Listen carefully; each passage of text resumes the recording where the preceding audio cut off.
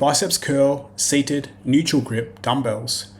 The neutral grip or hammer grip bicep curl variation helps you build arm strength while keeping your technique strict. Sitting on a bench limits momentum, forces better control, and helps you focus purely on elbow flexion.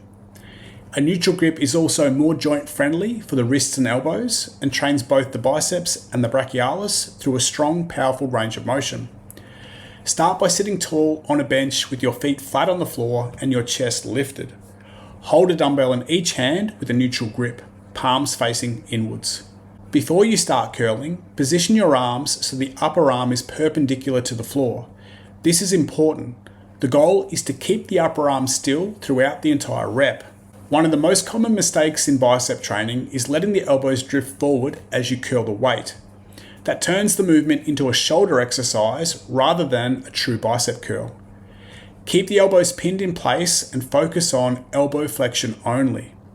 From here, curl the dumbbells by bending the elbows and bringing the forearms up towards the biceps. The top of the rep is reached when your forearms make contact with your biceps, not when your elbows drift forward. On the way down, lower the dumbbells under control and make sure you fully straighten the elbows at the bottom. Avoid partial reps. Think about contracting the triceps at the bottom of each rep to ensure full range of motion. Maintain a tall posture throughout the movement. Keep the rib cage down and use a controlled tempo with no swinging or momentum. Perform the prescribed number of repetitions at the prescribed tempo. Give it a try and see how you go. If you've got questions, please leave them in the comments. If you found this video helpful, please hit the like button and subscribe to the channel.